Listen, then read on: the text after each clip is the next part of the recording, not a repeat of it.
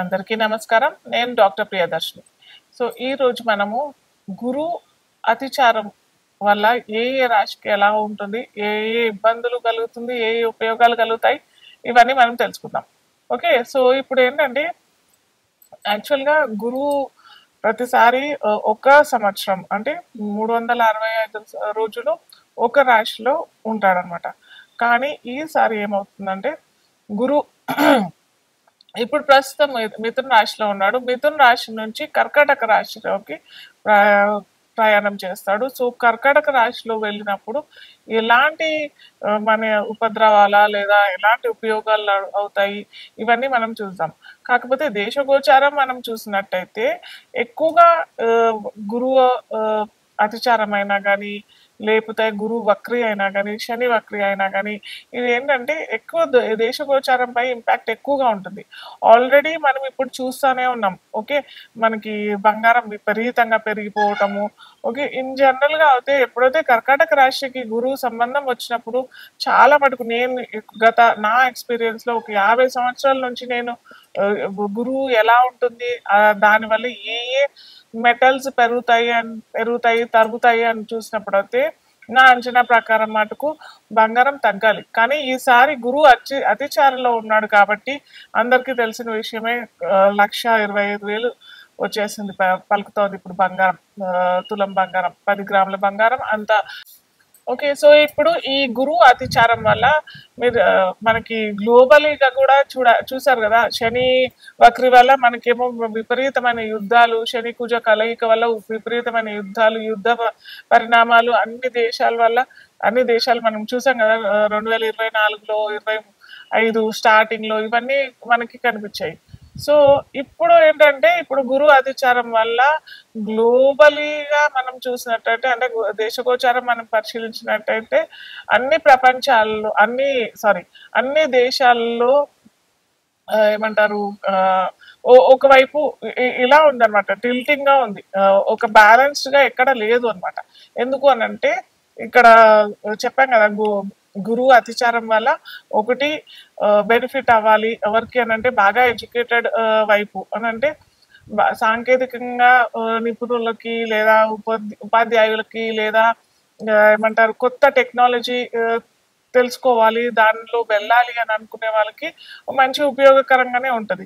కానీ మళ్ళీ మనము ఇలా మెటల్స్ వైపు చూసినట్టయితే మటుకు అది బాగా ఇంక్రీజ్ అయిపోవడము, అటు ఇరిగేషను ప్లస్ ఫార్మింగ్ ఇటువైపు వెళ్ళినట్టయితే అటువైపు కొద్దిగా ఎక్కువ ఇబ్బందులు ఏమి ఉండవు అనమాట. ఎందుకు ఇబ్బందులు ఏమి ఉండవు అని అంటే అక్కడ గురువుకి దానికి సంబంధం ఏమీ లేదు కాబట్టి సో అక్కడ కొద్దిగా బ్యాలెన్స్ గానే ఉంటది. ఎక్కడ ఎక్కువ తగ్గులు ఉంటాయి అని అంటే బ్యాంకింగ్, ఫైనాన్స్ రంగంలో ఉన్న వాళ్ళకి బ్యాంకింగ్ వ్యవస్థ మొత్తం ప్రాపంచికంగా చూసినట్టయితే బ్యాంకింగ్ వల్లనే కదా మనకి ఇప్పుడు గోల్డ్ రేట్ పెరిగిపోవడము, డాలర్ రేట్ పెరిగిపోవడము, అటు పిల్లలకి ఫారిన్ లో వెళ్ళిన వాళ్ళకి మంచి ఆపర్చునిటీస్ దొరకకపోవడము, ఇవన్నీ ఎక్కడ కనిపిస్తున్నాయి మనకి గురు గోచారం వల్ల. గురువు అతిచారము అనుకుంటాము. ఎప్పుడైతే అతిచారం స్టార్ట్ అవుతుందో అప్పుడే దాని ఫలితాలు వస్తాయి అని అనుకుంటారు, కానీ అది తప్పు. ఎప్పుడైతే గురువు ఈ సంవత్సరం అతిచారంలో ఉంటున్నాడు లేదా వక్రిలో ఉంటున్నాడు అన్నప్పుడు అట్లీస్ట్ 3 నెలల నుంచి 6 నెలల నుంచి ఆ రిజల్ట్స్ మనకి ఆ పరిణామాలు మనకి కనిపిస్తూ ఉంటాయి అన్నమాట. సో అందుకే మీరు చూసినట్టయితే ఈ సంవత్సరం పొడుగునా మనకి జనవరి, ఫిబ్రవరిలో రేట్ ఎంత ఉంటుంది? చాలా తక్కువ ఉండింది కదా, 80,000-90,000 వేలలోనే ఉండదు. అది ఎంత ర్యాపిడ్ గ్రోత్ వచ్చేసేసింది.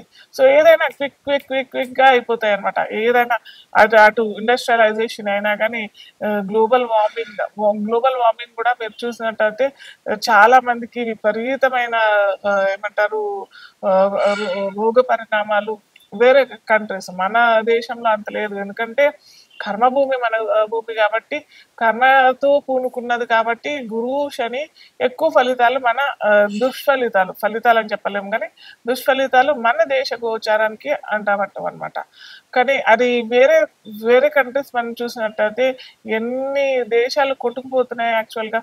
అటు శ్రీలంక చూసినా కానీ, అటు పాకిస్తాన్ చూసినా కానీ, ఎన్ని దేశాలకి ఇవన్నీ విపరీతమైన పరిణామాలు, అటు ఎకానమీ డెవలప్మెంట్ లేకుండా ఉండడము, అక్కడ ఉన్న ప్రజలకి తిండికి కూడా గతి లేకుండా ఉన్నారు.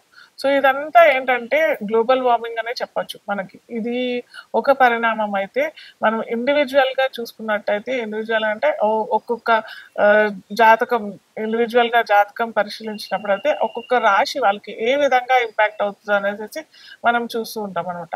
సో ఇక్కడ ఇంకొకటి ముఖ్యమైన గమనిక ఏంటంటే, గురువు అతిచారలో ఏ రాశిలోకెళ్తున్నాడు? గురువు అతిచారలో మనకి కర్కాటక రాశిలోకెళ్తున్నాడు. కర్కాటక రాశి ఏంటంటే యాక్చువల్‌గా ధనురాశి, మీనరాశి గురువుకి సొంత ఇల్లు. కర్కాటక రాశి అంటే ఏంటంటే ప్రోటోకాల్ ఆఫీస్ లాగా అన్నమాట. సో ఇక్కడ ఆఫీస్‌లో తను వ్యాపకత్వం అంటే ఎక్స్పాన్షన్ లెవెల్ అన్‌కంట్రోలబుల్‌గా ఉంటది. సో అలాగే దాని రిజల్ట్స్ కూడా అన్‌కంట్రోలబుల్‌గానే ఉంటాయి. సో అదే విధంగా మనకిప్పుడు మొత్తం ప్రపంచంలోని అన్ని దేశాల వాళ్ళు ఫేస్ చేస్తున్నారనమాట. సో ఏదైనా బాగా బ్యాంకింగ్ వ్యవస్థ అయినా గానీ, ఫైనాన్షియల్ వ్యవస్థ అయినా గానీ చక్కగా డిసిప్లిన్డ్‌గా చేసుకునే దేశాలకి మటుకు ఎటువంటి ఇబ్బంది లేదు. ఇష్టం వచ్చినట్టు ఒక ప్లాన్ లేదు, ఒక పద్ధతి లేదు, ఏమీ లేదు అని అనుకున్న వాళ్ళకి చాలా ఇబ్బందులు, చాలా ఆటుపోట్లు. ఏమంటారు, మనం ఇక్కడ కర్మ సాఫల్యం పొందిన దేశం కాబట్టి మనది. సో ఇక్కడ మనకి దాని అనుసారంగా మనము నడుచుకుంటూ ఉంటాం కాబట్టి, ఎందుకంటే అందరూ నడుస్తున్నారు అని అంటే అది కాదు. అట్లీస్ట్ మాక్సిమం 50% అబోవ్ ఇక్కడ మన జనాభా చూసినట్టయితే అదేమంటారు కర్మ సాఫల్యం ప్రకారమే నడుచుకుంటూ ఉంటాం కాబట్టి మనకి ఏ ఇబ్బంది రాదు. ఒకవేళ వచ్చినా గానీ అది మనము ఏదో విధంగా దాన్ని నెట్టుకునే విధంగా మనము పరిష్కరించుకుంటాం అన్నమాట. సో అందుకని అది మనకి ఎఫెక్ట్ అవ్వదు.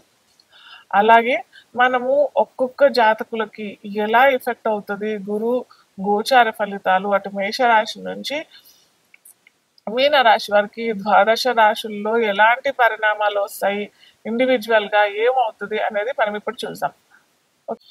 నెక్స్ట్ ఇప్పుడు మకర రాశి వారికి ఎలాంటి ఫలితాలు ఇస్తాడు గురువు అని చూసుకున్నట్టయితే, మకర రాశి అధిపతి ఎవరు అని అంటే శనిశ్చరుడు. శనిశ్చరుడికి గురువుకి అంతగా పడదు. ఓకే.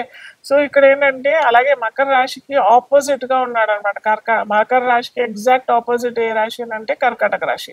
సో ఇక్కడ కర్కాటక రాశిలో మనకి గురువు ఉన్నాడు కాబట్టి ఇక్కడ ఏంటంటే ఏమవుతుంది అనమాట, ఎప్పుడైతే సప్తమం అయినా కానీ ద్వితీయమైనా కానీ మారకాధిపతి ఫలితాలు కూడా వస్తుంటాయి. సో ఈ మకర రాశి వాళ్ళంటే చాలా జాగ్రత్తగా ఉండాలి. ఎందుకంటే చెప్పా కదా, ర్యాపిడ్ డెసిషన్ మేకింగ్, మనసు కొద్దిగా చంచలం వెళ్ళే అవకాశం. అలాగే ఎందుకు ఆ మనసు చంచలం ఉంటుంది అంటే అక్కడ బాగా ఆపర్చునిటీస్ వస్తున్నాయి. అక్కడ ఏంటంటే ఎగ్జాంపుల్గా మీకు చెప్పాలంటే అక్కడ ఒక మామిడి చెట్టు ఉంది, చాలా మామిడి పళ్ళు ఉన్నాయి.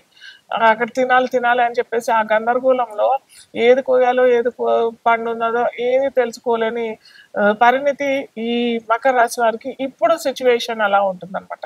సో వీరు కూడా ఏంటంటే ఎవరైనా బాగా ఎక్స్పీరియన్స్ వాళ్ళ గురువులైనా లేకపోతే బాగా సీనియర్స్ అయినా వాళ్ళ నుంచి వీరు అడ్వైజర్స్ తీసుకుని ఏదైనా కొత్తగా కొనుగోలు చేయాలన్నా, ఏదైనా జాబ్కి అప్లై చేయాలన్నా, ఏదైనా ఫారిన్ వెళ్ళాలన్నా ఇవన్నీ చూసుకొని వీరు చేసుకుంటే మటుకు మంచి ఫలితాలు వస్తాయి. కాకపోతే వీరికి అనుకూలమైన వారం కూడా వీరికి శుక్రవారం అనుకూలంగా ఉంటుంది, గురువారం కూడా సెకండ్ అనుకూలంగా ఉంటుంది. ఫస్ట్ మీరు ఈ శుక్రవారం ఏదైనా అప్లై చేయాలనుకుంటే చేసుకున్న తర్వాత అది అక్కడ మీకు అనుకూలమైన పరిస్థితి లేదు అని అనుకుంటేనే మీరు సెకండ్ గురువారం చేసుకోండి.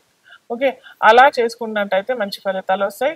మీకు ఆరాధన దైవం ఏంటంటే ఆంజనేయ స్వామి, అలాగే వెంకటేశ్వర స్వామి. సో ఓకే, వీరు ఆరోగ్య రీత్యా కూడా చాలా జాగ్రత్తగానే ఉండాలి. ఎందుకంటే సప్తమాధిపతి మారకాధిపతి కూడా అవుతాడని అంటున్నారు.